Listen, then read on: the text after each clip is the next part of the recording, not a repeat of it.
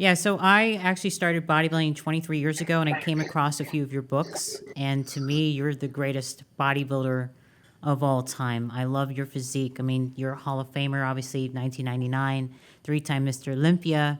You know, you've came up with some great inventions, your leg blaster. You know, I love your positivity and your way of life. And truly, you're such an intelligent man. And I just, this is a huge honor for me. But I wanted to go into a few things, if you don't mind. I wanted to start with how old were you when you started competing or getting into bodybuilding? Yeah, I was 14 when I started thinking about competing, or it's when I more or less got into serious training. And I lived in Pennsylvania, and there wasn't much going on in the physical fitness world back there and then. And so I started working out in my basement, and then eventually a health studio opened up in Wilkes-Barre, and I started working there, and I just kept up with it. That's all. I was had my goals. I was going to college. I became trained as a teacher, and I started teaching mathematics in Pennsylvania for a year, New Jersey for a year, Florida for 3 years, and then in 1969 moved to California and began teaching math there for 8 years. Well, Mr. Zane, though, when you got into bodybuilding at 14, though, wasn't there anybody who inspired you, like someone that motivated you? I looked up to Steve Reeves from the photos I saw in the magazines, and then later on Larry Scott. And I got to meet both of them and was very impressed by them and their work ethic. When you were training in Pennsylvania, though, didn't you meet the owner or the owner of York Barbell? Bob Hoffman, yes. So what was the comment that he said? I mean, were you a young boy when you were training in the gym and he made a comment to you about your physique? Well, I was pumping up backstage. I think it was the Mr. Pennsylvania contest. I was 18 years old, and he came up to me and he said, "Young man, if I had a physique like yours, I'd walk around with my shirt off all the time." And that was very inspiring for me. You hear something like that when you're at an impressionable age. And I was very motivated by it, and I stuck with it. Yeah. When did you first see Steve Reeves? Like in the movie, I read on you about you saw him in Hercules, but how old were you at that time? I think I was 17 or 18. 17. You're like, wow, I want to be like him. He's just perfect. I was impressed by the way he looked, and he sort of became my physical role model for how I would like to look. Now, Larry Scott was also your role model as well, too, right? Yeah. So I read something where you said you wanted to have the body of Steve Reeves and the arms of Larry Scott. Is this true? Something like that. I admired Larry Scott's delts and arms, but I admired Reeves' structure and his proportions. And I thought if I could combine the two, I would have, an ideal physique. And of course, it's not what I got to look like because, you can't just transform your own body into what you like in other people. But I did the best I could and kept working out, making progress, taking a lot of photos to learn how I looked, and just kept at it. So when did you first meet Steve Reeves? How old were you when you got to meet him for the first time? Gee, not that old, probably about 21, 22. What was that like, and where was he at where you got to meet him?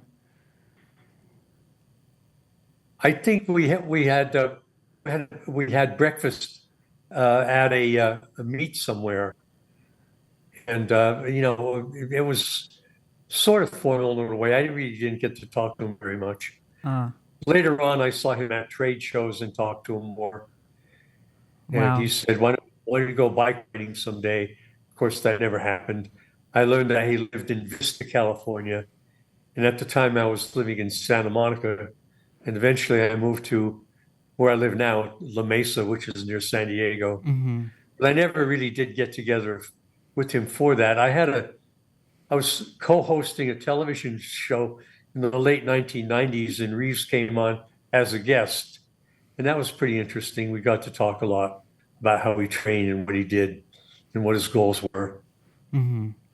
Reeves did a lot of walking for his cardio, right? I mean, that was his way of cardio, or no?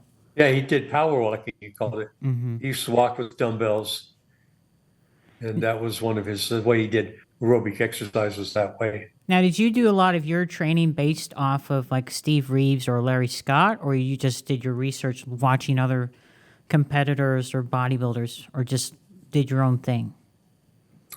I more or less put it together, through what I had available as far as the equipment and facilities and what my goals were. I always worked out with weights. I did some aerobics, but not a lot because I was naturally a lean person. So I only did about 15 minutes of treadmill at the end of my workout or stationary bike. Then I got into cycling after that in the early 1980s and rode a bit. For a while, I had some friends in Italy. I rode with them when I went over there for exhibitions. But Now, I still do the weight training. now you and your wife have been together since '67. Is that right? Yeah, yeah. She's beautiful. You two, it's to me, it's like obviously, your marriage is one of a kind. She's like your rock and you're her rock, and she does everything. She does your photography. She's pretty much your everything, right? She handles a great deal of the business. She takes care of the website and does all the technical work that I'm really not equipped to do. But she's very, very talented in a lot of areas. She's a really good artist.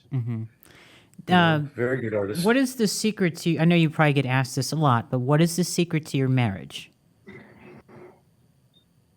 We love each other. We have a lot in common. We've been together a long time, and we have mutual interests. How did you meet her, if I may ask? Was it in the gym? No, I was teaching school in Florida, and her younger sister came up to me one day with a muscle magazine, asked me to autograph it, and she said, "How would you like to meet my sister?" And I said, "Well, if she looks anything like you, yes." And so the next weekend, I met her sister, and we just took it from there. Wow, that's amazing. Did she ever compete at all, or no? She just liked to lift. She did. She She did. did. Yeah. Yeah, what was it? I'm thinking 1967. Wow. I was training to win Mr. America, IFBB Mr. America, New York City, and I was living in Florida, and she was there too. And we both went up to New York City, and she won Miss Americana, and I placed second in Mr. America. And the following year, I won it, 1968. Wow. And she really wasn't into competition that much. She did the competition for traveling. She loved to travel. So, we went to London after that in 1970, and she won Miss Universe Bikini Oh, at the wow. NABA Mr. Universe show. Now you went to the first Mr. Olympia. You were competing in the universe, right? And later that night, or no? The first Mr. Olympia. I'm not sure when that was. Um, I I think 1965 was when I went back for that, but I didn't go in the Olympia. Larry Scott won that, and I got yeah, to yeah, see yeah. him up So that's what close. I was saying. So you were actually, I think you were going to be competing in the universe, and you were in the crowd watching Larry Scott come out, and I guess the whole crowd was blown away by his physique. But what I wanted Yeah. to ask you, I mean, to me, when I look back at the old videos and pictures, it's night and day compared to now. Can you please tell me what was it like being at the first Mr. Olympia, the crowd, I mean, that excitement? Well, it was at the Brooklyn Academy of Music, and the crowds back then were wild. I mean, they were really hungry for it, and Larry Scott was like God in that situation. And I won Mr. Universe that night, and I got to see him backstage and see him up close. And was amazed at what he looked like up close. I mean, you didn't see all this from further back, but he had like all these sinews in his muscles. and he just very defined. Mm-hmm. I was very impressed by him. Mm-hmm. Did you guys become good friends after that? Not really. I mean, I moved to California after that, and he was on the Bill Blair program, who had a line of supplements, and I started taking those too. Top guys took that. Arnold did, Sergio Oliva did, and I did too for the longest time. And that he had the best supplements on the market, Mm-hmm. so we wanted to take the best. So that's what everybody did Of for a course. while, anyway. Of course. When did you first meet Joe Weider? After you won the universe? Oh no, it was way before that. I think it was like in the early '60s when I was competing. Oh, He wow. was at all the shows. Mm-hmm. And his wife Betty liked me, and I did a lot of photo sessions with them, especially in California. They brought me out to California to take photos with Arnold and Dave Draper, Mm-hmm. and I liked it a lot. And I figured, well, I would rather be here than in Florida, and so I got a job teaching school, teaching mathematics, and I stuck with it for 8 years until I won Olympia in 1977, and then retired from teaching and made my living as a professional bodybuilder. Basically, it was having mail order courses, had ads in the magazine, and mailed the courses out every day, and did quite well with that. I mean, you did And quite well with a lot of things. I mean, there's so much. You have so many books, so much training manuals. Again, you had the leg blaster, which I remember, which was a very popular item. I mean, again, you had one of the best conditioned physiques around. I mean, sorry, I'm really fangirling here, but the one thing I loved was your mind muscle machine. If I'm saying it right, the glasses and everything. I remember yes, that yes. because I would see it in the magazines and stuff. I'm like, oh gosh, you got to have it. Anything that Frank says, you got to have. But I really love your positive approach to things. You don't let distractions get to you.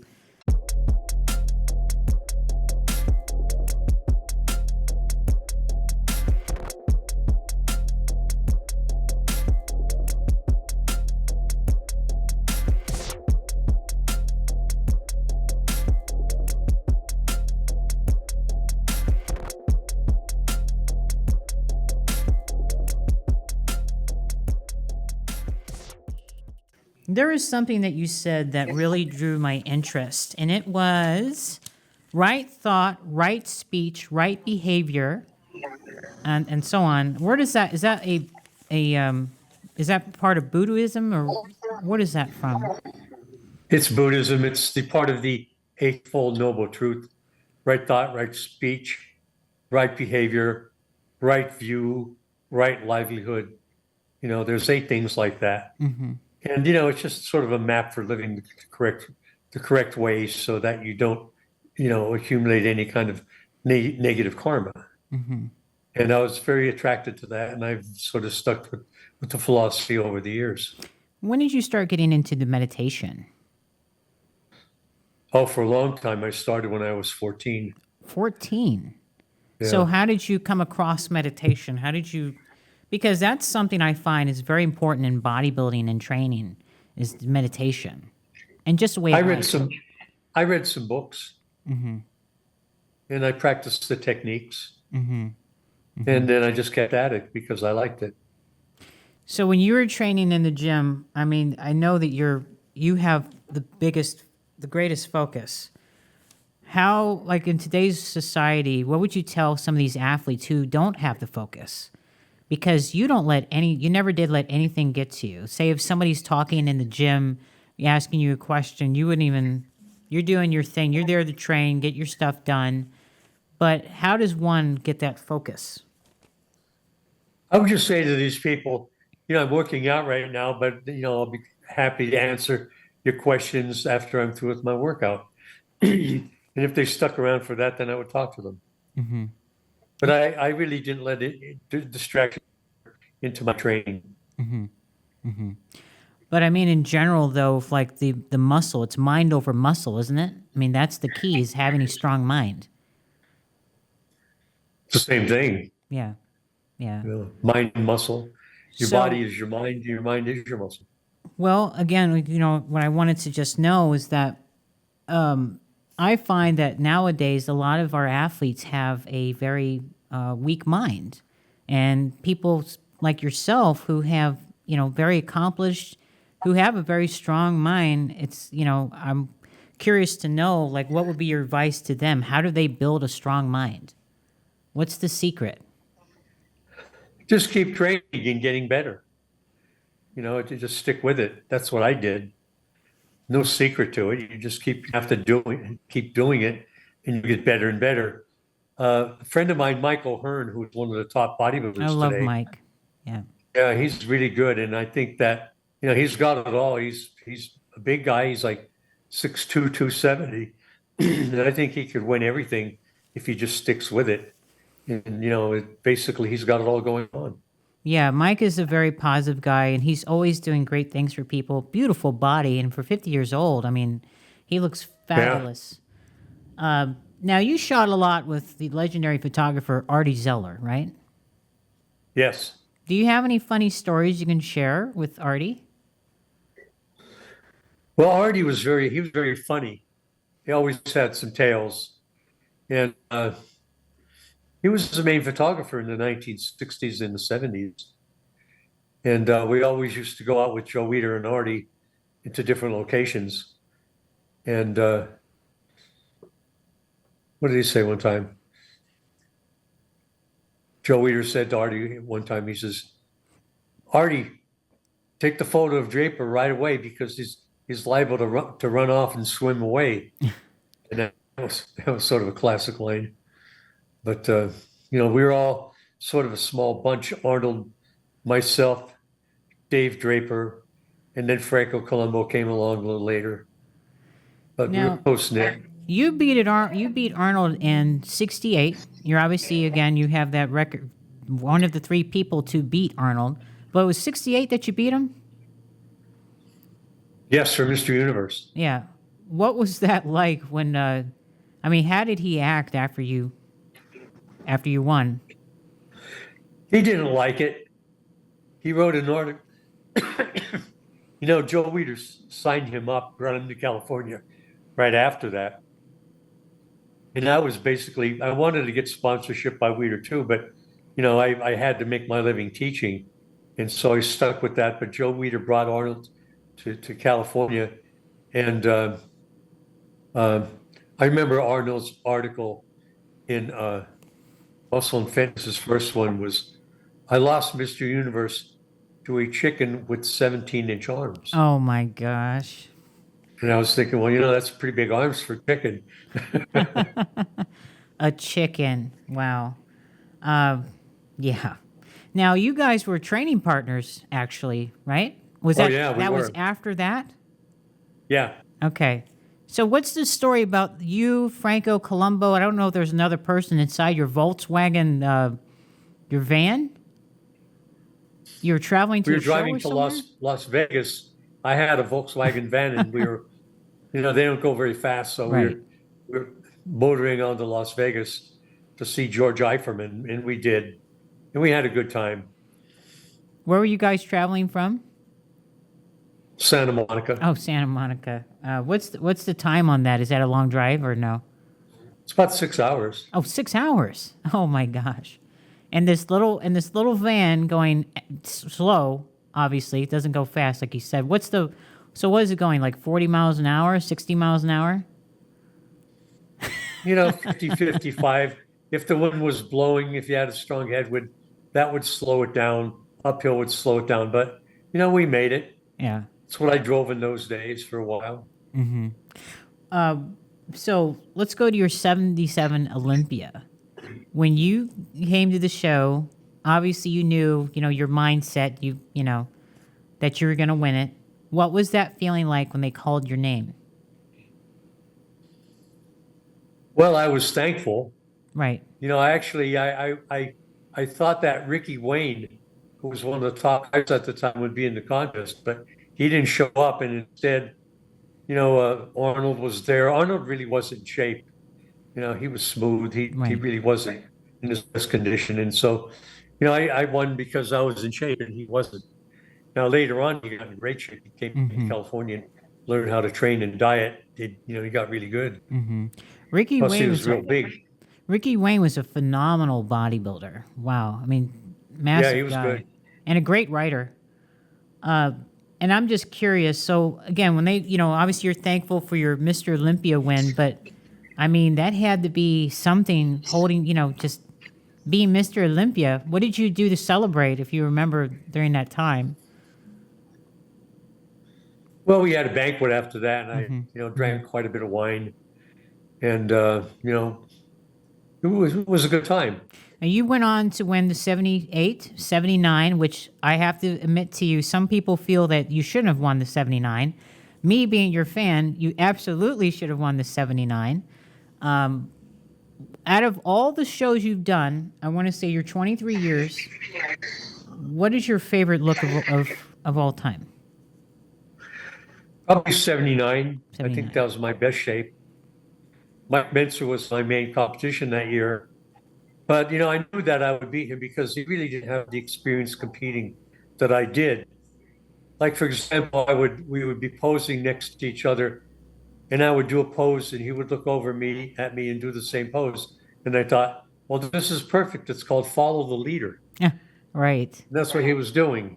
And so I never really thought about him that much as a competitor. The guy I thought was really good was Robbie Robinson, Oh, yeah. who had a great physique, Mm-hmm. Mm-hmm. and so I had some competition with Robbie. Mm-hmm. But, I managed to pull it through those 3 years, 77, 78, 79. 1980, I had a bad accident beforehand, and Arnold went the show. And there's a lot of controversy about that. So, I might have even won that year, even though I was lighter, but I was very muscular, and it was in Australia. I would have loved to have seen you win that show. A lot of people, again, they think that Mike Menzer should have won that show. I also He heard. could, Go ahead. he could have won. Mm-hmm. I also heard that they were trying to form a union back then. They had a meeting for a union, and I guess Arnold was for it. And then he talked to Joe Weider, and I guess he walked out, and then there was no union. Is that true? I don't remember so much about that. I just remember at a meeting, there was a confrontation between Arnold and Menser, and they were lunging at each other, and Bill Pearl stepped in and broke it up. Wow. I just sort of observed it all. I didn't want to get too involved in Sure. any of that. Of course. Now, you were actually good friends with Bill Pearl, right? I was friends with him. Yeah. I respected his opinion. Mm-hmm. Did he have an influence on your competition, like how, when you were getting ready for shows and whatnot? Not really. He never voted for me. Oh, really? I remember the 79 Olympia. He had me third. And after the show, I went up to him. I says, "Hey, Bill, I won the show. Everybody voted for me, but you. You had me third." And he said, "Well, from where I sat, you were third." He's sitting way off to the side, and everything from where he sat was all elbows and armpits. So it wasn't the right angle for him. Right. But that was his opinion. I think judges tend to vote what they're like. Uh-huh. They project their own physique and their own standards onto who's on stage, and whoever comes closest to that is the winner. I mean, Chris Dickerson trained under Bill Pearl, at his gym, and he voted for Dickerson a lot over me, and especially in 1982. Right.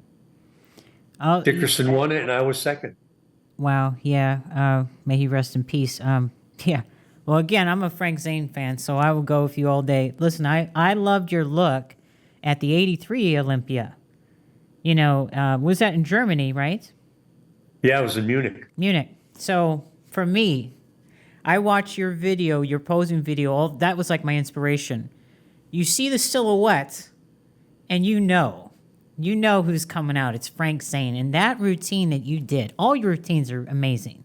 But that one routine just gives me the chills because it's so perfectly done. Every single thing you do has a purpose. Everything. Training, your way you eat, everything.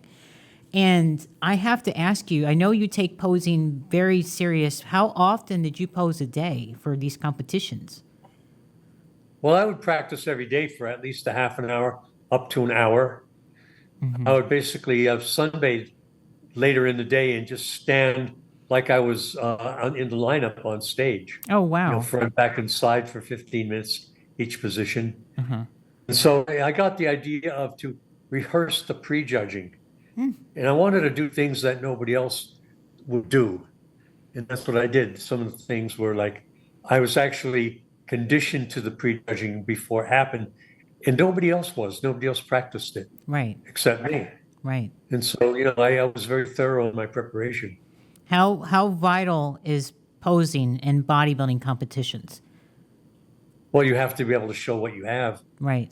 If you can't show it, it's not in your favor. I mean, there are 3 rounds you'll do okay in round 1, which is basically standing there, and maybe even somewhat in round 2, which is the compulsory poses. But in the free posing routine, where you put it all together, you won't do very well. So you have to practice all of it. Now, I know you're all about the photos. You're always talking about taking photos. Now, you documented everything. I mean, you keep journals, everything. I noticed that nowadays, a lot of athletes, they don't take enough photos. They don't document enough. They just go by, and here and going by ear. But anyway, how important is it to document yourself with photos? I always thought you have to see yourself the way other people did. And that's what a photo does. You can't just look in the mirror and tell that. It's too subjective. And so you have to get some kind of objectivity into it. And that's where photos come in. Do you believe Plus, you have something to publish too when you have photos. So taking good photos is all part of it. That's what the public sees of your photos. They really don't see you that much, hardly ever in person. They see your photos. What is your favorite photo of all time that you've taken? Some of the Artie Zeller photos, I think, the overhead shots that we took up. The overhead shots are amazing. Your vacuum shot is amazing. The black and white. That's What year was that? The vacuum's from 79, I think. Wow. That was during the competition. That's my wife's photo. Oh, that's one of the most favorite photos of mine. But your conditioning in that photo is unreal. Your chest development, just everything is perfect. If you can go back and do it all over again, would you? Bodybuilding and all that good stuff. Probably. I really don't know. I might go into some other area. I was trained as a scientist. Oh, and wow. a mathematician. And so I had the nickname the chemist because I was a chemistry major in school. And so, I had choices, but, I really didn't want to get involved in that because bodybuilding was my passion. And so I stuck with that and sort of brought the science into my training. And, Is that where worked. the nickname the chemist came from? I think so. I think so. Yeah. Again, incredible. So I wanted to ask you, who are your top 5 favorite physiques of all time? I know Steve Reeves is in there. I'd say Reeves, Larry Scott, Sergio Oliva. Now after that, it's sort of up in the air. I'd say maybe, what's the guy's name? Ron Coleman is right up there. For a number of reasons, the guy was enormous. I saw him in person. He was unbelievable. He weighed almost 300 pounds and he was ripped. Now, Mr. Zane, when you saw Ronnie Coleman versus, from the time when you're competing, it's obviously night and day. Now, it's very flattering to hear you say that you were just blown away by this guy. I mean, even your friend Arnold says that he had one of the greatest physiques, which he does. Do you ever think we will see another Ronnie Coleman like that again? I don't know, maybe. I mean, I think there's a chance that it'll happen. There's a generational thing going on that we can't tell who's going to come up and what they're going to look like. I'd say there's a good chance of that happening. Probably they'll be exceeded. Oh, I'm really curious on your thoughts, and I'm sure a lot of people want to know, again, from your era of the competitions, the fans, everything, the Olympias, versus now, what are your thoughts on the current competition that we have now versus back then? Do you feel what I'm asking is, do you feel the prestige has gone away, or do you still feel that we still have a prestige in bodybuilding and it's... Well, money is a lot more. I think the winner now gets $400,000. Yeah, what was it back then when you won? When I won last year, I was $20,000. 20,000. And Was that it like going that up. in 77 as well? I think it went 77 it was 5,000, 78 was 10,000, and 79 was 20,000. Wow. And then it went on up after that for quite a few years. I know when Lee Haney won, it was, I think, $130,000. When Arnold took over running the show, he made sure he offered more prize money Of course. to the winner. Yeah. And so that sort of stayed there, and it's even gone up more than that since they got sponsorship now. What did Larry Scott get, you think, for his first Olympia? It wasn't a grand, was it? I don't think Probably so. $1,000. So 1,000. Wow. The times have changed, Mr. Zane. Oh my It's worth a lot more then, though, too. Oh, yeah, it's very true. Very true. But when you look at these guys competing, and I'm going to, just asking, I know you're all about nutrition and you eat very healthy and, you love amino acids, which I love too. I think they're very good for the muscles. But when you look at the physiques, I mean, you're the king of the vacuum. And, when you see a little bit of a distended belly, what do you say to guys? What do you think the problem is? The digestion? Do you think that's a big issue for these guys? Eating too much? Maybe they're eating too much at one time. Yeah. They're not really practicing stomach vacuums, letting their guts descend like that. Putting too much in their stomach at one time, letting the stomach distend. It's not a good look. No. And they're caught a lot of times in photos when they're totally relaxed with their stomachs hanging out. Mm-hmm. Yes. The thing I see too in the current generation is that I feel that the guys have lost the art of posing. They're not really showing the physiques as best that they could. Would you agree? Yeah, I think they're not as good at it. Mm-hmm. The thing about it, there's many more today. The field is very dense, very crowded. Yes. Yes. I think a lot of them don't really rise above, the average. Mm-hmm. Nobody really stands out that much now. No. What do you think of Chris Bumstead? I think he's good. I think he's got a lot of potential. Mm-hmm. But I think he could do a lot more. He's a big guy too. He's like 235. And he's got a very pretty physique. Very pretty. Yeah. Yeah. Do you think? But he could always get better. Yes, absolutely. Well, I mean, do you agree with the fact that each show you do, you can always be better and better your physique, right? Yeah. If I were to give him advice, I'd say work on more peak to your biceps. Because when he does his bicep shot, his biceps are sort of flat. They don't really stand out that much. Mm-hmm. But he's got everything else, and he's got the size, and he's compared to Arnold a lot. What do you think of these athletes who use special food to, when you're pumping up, they may use honey. Some people think, oh, I'm going to eat a pizza, to get a pump before they go out on stage. They try to use these quick fixes. What do you think of that?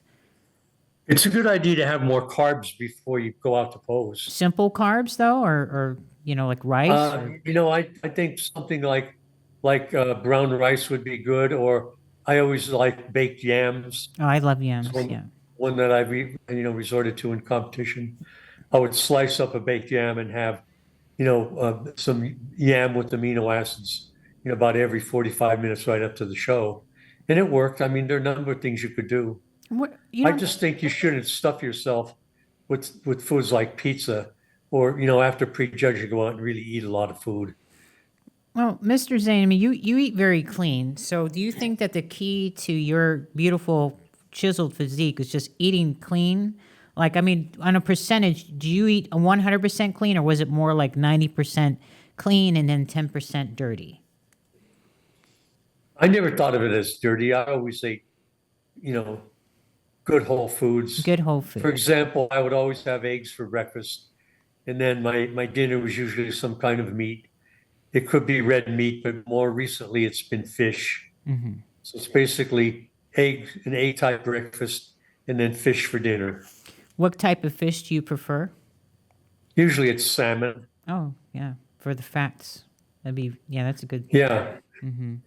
Do you like the high fat diet or no? I don't ascribe to it, but just whatever fat's present in the meat that I'm eating. And so if I'm eating red meat, I would always get leaner cuts. So there's always some fat involved, but not a lot. Now you're a big guy of stretching too. You like to stretch in between your exercises and whatnot, I stretch after every set. and that's I'll just do to a help. set and then stretch for 15 seconds. It's the opposite of the contraction you get in the set. You're basically lengthening the muscle out when you stretch. And it keeps blood in the muscle. So there was a question that, or there's a comment you said in an interview that I watched, and it was that you don't feel people want to look like you. And I disagree because I think a lot of people want to have, a lot of people want to look like Frank Zane, that beautiful physique, right? So why do you feel that people don't want to look like you? I don't remember saying that. Yeah, but I think it was an interview. Probably Sorry. a lot of people don't. When you say what's a lot of people, I think some do. I think some people who whose structures resemble mine would want to look like me, but then others don't. They want to get bigger. Everybody has a different idea of what they want to look like. Sure. But for I will say for a lot of the golden era guys, you are very popular as far as the physique, the ideal, like they wish they can look like you and have that discipline, and from what I take, I made a post about you and so many hundreds of people commented about you and just how great you are. Do you think that if you were competing now, the Frank Zane then, would you be in classic physique, you think? Probably. Yeah. You diet down, train hard, and supplement smart for months. When the time comes to step on stage, don't leave your tan to chance. Go with the pros. Pro Tan. #1 worldwide since 1987 and the official sponsor of the Olympia for the last 15 years. Don't step on stage without it. Pro Tan. Yeah, you because I was never big. The most I weighed and looked good was 190 pounds at 5'9". And that doesn't cut it. I'd have to weigh about 30 pounds more to stand on stage next to these monsters. There's something else. Yeah, the monsters so all right. When you hear the term freaks, what goes through your mind when these bodybuilders are referenced as freaks? Would you call them a freak? Not to their face. No, of course not. But do you think that's a good term to use? Is that complimentary to them, you think? I don't think it's complimentary. No. But I'd say by average standards, it tends to be freakish. Your average person would probably think more that way than bodybuilders would. If somebody came up to you and said, well, Frank Zane's a freak, it's kind of doesn't work. I wouldn't care. No. I don't care. I wanted to ask you about pumping iron. I read something that you wrote, or was actually in another, I did a lot of research on you, on another interview, and you didn't want to have anything to do with pumping iron at all. Not much, it was all based on Arnold, I saw. Right. And basically I said to them, I said, why don't you just call this Pumping Arnold instead of Pumping Iron? Because it's not about bodybuilding so much. It's all about Arnold. And I didn't even go to the Gold's Gym then. I went to Vince's gym to train, where I could just do my own thing. Well, that's what I was laughing at because I read that and I start laughing because I'm like, I can totally see you doing that. So you drove, what was it, 20 miles or it was like a long distance away, right? No, it's about 20 miles, 20 miles. To Studio City from Santa Monica. What was Vince Gironda like? I heard he was very, yeah, I'm sure he's cool with you, but I heard he's very hardcore. I liked him. He was honest. I like his mental thinking of how he approaches. Yeah, he said what he felt. Right, exactly. And I liked his gym. His gym was very much structured for the classic look. He didn't have a lot of heavy stuff in there. He didn't even have a squat rack there, and so I liked most of what he had. But I like the Gold's Gym approach better because Joe Gold built every kind of equipment, and we had our choice of what we wanted to use. So, with that and being said, I wanted to ask you about I know you came out with the Mind Muscle Machine. What was the whole, I mean, for those who don't know, what was the whole reasoning for that? Well, it's based on the principle it's called entrainment. In other words, frequency following response. When you subject your nervous system to a frequency, it could be light, it could be sound, it could be vibration. Your predominant body rhythms tend to follow that and align with it, and it produces a state of coherence, what you might call coherence. Now, you can do that in meditation. It's basically what you do. It's just a lot more challenging to do, and you have to be more skilled to do that. But with the Mind Muscle Machine, it does it for you. It basically, gives you a frequency, and your body rhythms tend to follow that, and you sink into, alpha waves, and then eventually into theta waves. And I use them sometimes to fall asleep. And how vital is sleep for growing for your muscle? A lot of people don't get enough sleep. Well, you need it. You need a good, I'd say for me, 7 hours at least a night. 6.5 to 7.5 hours every night. Did that change after you stopped competing? I mean, did your sleep? Probably less sleep because I wasn't as tired. There wasn't as much repair work to do. I wasn't training as heavy, so I really didn't do as much, but I still got adequate sleep. Now, you believe in repetition, constantly doing the same thing over and over again, right? Yeah. Yeah. Is it true you did 1,000 abs in your workouts? I did. Yeah, I did. see, you inspired me for that. It works. If you really focus and concentrate on the muscle you're working, it really helps bring out that muscle more. And of course, eating clean, I find, is taking the proper supplementation like amino acids. Did you guys have beef liver tabs back in the day, or no? Yeah, we had desiccated liver tablets. Yeah. Did you like those or no? I took them. Yeah. What's a and supplement? Then basically, liver extract came out a little bit afterwards, and that's even better because they're more concentrated. I took a lot of that. I took a lot of supplements. Yeah, I can only imagine. That's why you look so good. I mean, again, phenomenal. There is a question I wanted to ask you about the Zen meditation.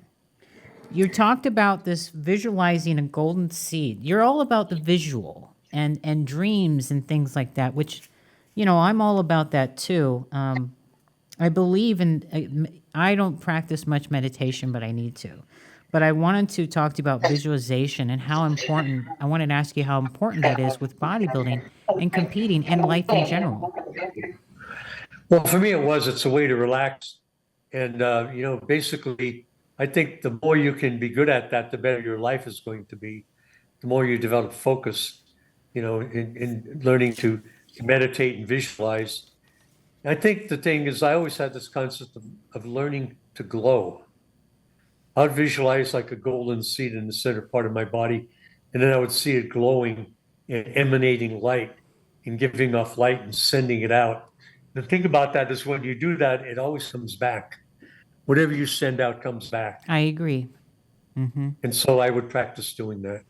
So you feel that we are divine, that each and every one of us is special. Is that correct? We're divine souls? Not everybody. Not everybody. Who's not a divine soul, Mr. Zane? I'm kidding. I can't say. I don't want to put anybody on. I don't want to get you in trouble. But I think we all have that potential. Yes. But see, that's what self-realization means. It means realizing that you have that. Yes. It's the realization of it. Now, I'd say most people don't realize it. I agree. So for me, I believe that every single individual has a part of them that's good. And that, some of them are not good people, but they have something good inside them. It's whether they let it out or not. But like you said, I I think some people don't realize it. How can people work more on their bringing out the good or their divine soul, bringing that out? What do you think they can do? I think maybe reading inspired works, like parts of the Bible, for example, and the life of Christ. I think that's very, very powerful and positive. And Do you have a realizing, favorite? Do you have a favorite scripture from the Bible? not so much, not so much. Okay. There's one from Buddhism I like that's our lives are shaped by our mind. We become what we think. Absolutely. So what we think about most of the time is what we are, what we're going to be. So the future. manifestation, right? Right, right. It manifests itself. So with that being said, with the positivity in your way of thinking, the dreams. So you would actually have dreams and you can visualize yourself doing these things. Did you visualize yourself winning the Olympia as many times as Yes. you did? I always did. I'd see myself winning. What is going through your mind when you train in the gym, even now? Or let's just go back then. When you're training for your shows and you're full focus, what was going through your mind with every rep you did, every set? Being there for the set, being one-pointed. It wasn't like a lot of things I was trying to do. I was just focused on what I was doing.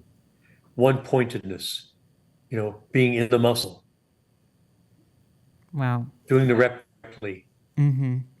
Now, I hear that you also write poems. You're a very talented man. So you're a harmonica player. Do you still play?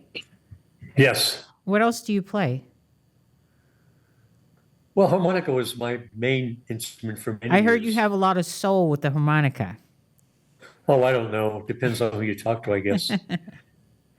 There are a lot of good harmonica players in San Diego area where I live. And, I've hung around with some of them and learned from them. And I play a little bit of guitar. I'm not great at it, but, I play a lot of chords in rhythm.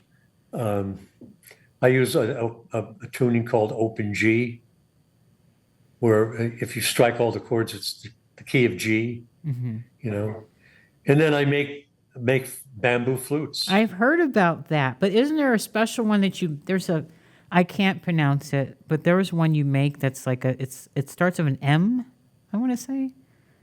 Shakuhachi flute. That's it. It probably doesn't even start with an M. Shakuhachi.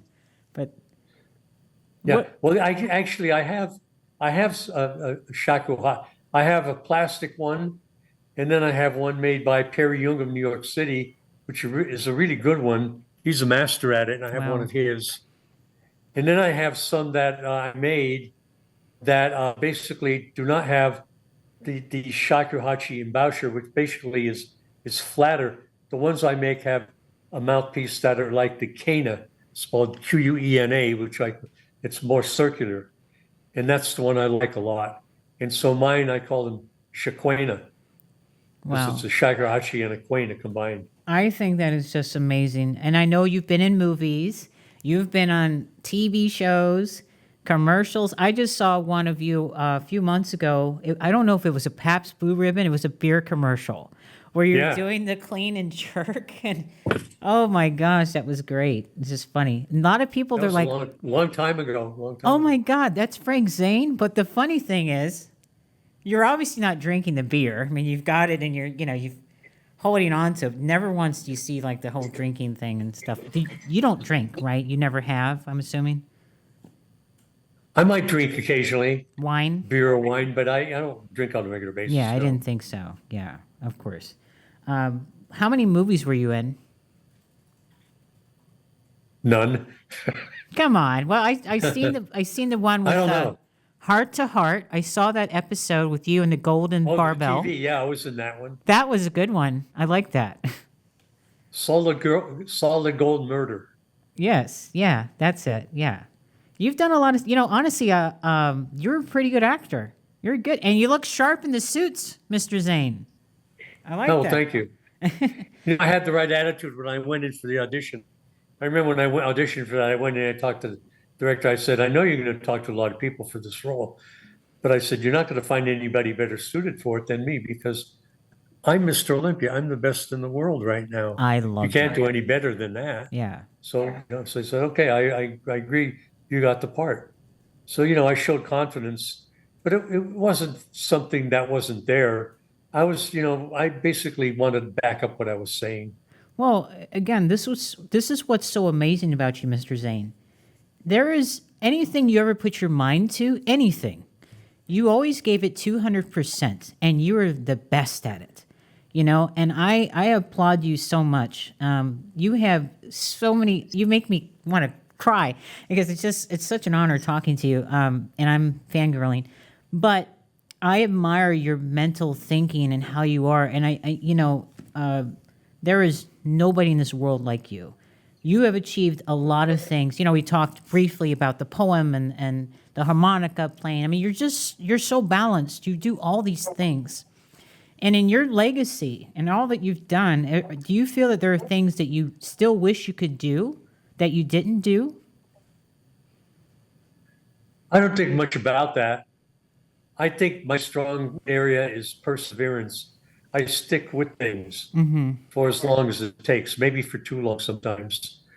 Sometimes it might be better to go off and do something else, do something different. But I tend to stick with things. And as a result, I tend to get pretty good at it. Do you I think mind? it takes, in my experience, I think it takes about 20 years to get really good at something. 20 years. 20 years, yeah. So this is interesting you say that because it goes back to like the repetition, right? You got to constantly keep on doing. We in the modern day bodybuilding now, we talk about overnight sensations. But that's not really the case, is it? You got to work at your craft and get good at it, right? Yes. Yeah. Do you mind if I Nothing good comes easy or quick. No. Do you mind You if have I to stick ask with it. Do you mind if I ask you a few fan questions? Is that okay or no? Sure, Okay. sure. I'm just going to ask you a few. Certain people want to know what's your thoughts on modern day bodybuilding. Well, I'm in favor of it. I think that it's good that they have the new class for symmetrical bodies rather than just the monster class. I think it's good they made that designation. In my day, they didn't have that. It was just all one. You had to you had to be good enough to defeat everybody. So I think it's a good thing that it's been demarked like that. And it's good also that there are more people doing it.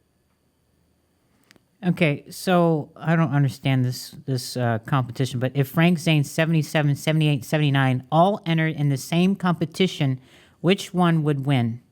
79, right? 79, yeah. Because I was better, I was more evolved. So I know you love the 79 look, but what made that different from all your other competitions that you've done? I was bigger and I was more developed all over. I had good size and everything was defined. So I had it more together. Somebody says, in their opinion, your best presentation was the 80 Olympia. How did you feel about your performance, the result, and whether it was worth it? Well, I always look back and I really wasn't at my best because I had a very serious accident 8 weeks before. And I competed anyway. I used to rely on Arnold a lot for advice after he, retired from competition. And I went up to him and I says, Arnold, what do you think I should do? You think I should, enter this competition? He said, yeah, I would go to Australia and defend my title. And I said, are you going there to compete? He says, no, I'm going there, but I'm just going to be a color commentator. And of course, that was a lie because he went over there to compete. Of course. But the thing that didn't work in his favor, he really wasn't at his best. And he got criticized severely for that. Yeah, he did. And I remember one of the things that happened at that show afterwards in Australia. After the show, he was addressing the audience and he said to them, this proves once and for all that I am the greatest bodybuilder of all time. And that was met by a chorus of boos. And I was thinking, you shouldn't be saying that about yourself. You want other people to say that about Right. you. Stop bragging about yourself. People aren't in for it. Right. But that's the way he was. If things were in your hands, how many Mr. Olympias, in addition to your 3, do you think you could have had? 3 more, I agree. maybe 76. I was in great shape Yeah. for that one. And they gave it to Franco Colombo, who was in shape too, but I think I had a better structure than him, better presentation. So I So read that- about that, and I'm glad you brought that up. I wanted to know your thoughts on when he beat you at the 76 Olympia. Yeah, I think, it was close. One judge came up to me and says, he won by half a point. Well, half a point's a half a point. Half a point? Yeah. Wow. Huh. Well, And then maybe 80, I agree with that. maybe 1980, Yeah. and possibly 82, possibly 83. I mean, I don't know, you can't tell when you're looking outward. I wasn't looking at myself during the thing. And so, I could go by films and things that have been recorded. But I think I might have won it 3 extra times. I agree with that. I'm going to ask you one little favor, if you can. I know you've written a bunch of poems. Do you have a favorite one you can share with us? I wrote one about Arnold. It's pretty interesting. Okay. It says, in my life, I've been fortunate enough to know Arnold Schwarzenegger, and that's no bluff. He was the best training partner I ever had. He showed me how he'd win, and for that I was glad. Before a contest, my biggest thrill, I think, was showing him my posing and watching him blink. He'd say, "Wow, you're looking really fine. Now do that vacuum pose one more time. If I were you, I know I would win." He said this to me since I had thin skin. Arnold told everybody this, and he was right. Training with him, I became a champion, but it wasn't overnight. Beautiful, Mr. Zane. Thank you so much for your time. If you don't mind, I'm going to leave it with you, but if you want to give us all your contact information, I know you're still training clients. I know you have all your books and all that stuff. Give us your website, your social media. And if there's anything you want to say to our audience here, please feel free. Well, it's on my website at frankzane.com. Everything you need to know about me or get in touch with me, it's all there. And if anybody has any questions, could always email me. My email is zane0001@aol.com. And I get back to people when they contact me. I'm going to leave it with this real quick. So it's interesting. Back in the day, I don't know now, but you would actually pick up the phone if somebody's calling about a product or, they'd be talking to you, which is an incredible experience. Oh my God, I'm talking to 3-time Mr. Olympia, Frank Zane. You're very humble and a very kind man. And thank you for all you do. Thank you for what you have brought to bodybuilding. Thank you for everything. I'm so honored. And thank you so much for being on my show. Well, thank you. If I believed that, I wouldn't be humble. So I'm not really into believing all that praise about myself. Well, I know. But I'm just doing the best I can. Yeah. Well, thank you so much, Mr. Zane. My pleasure anytime. All right. Thank you, sir. Have a good one. Take care. Bye-bye. Bye-bye.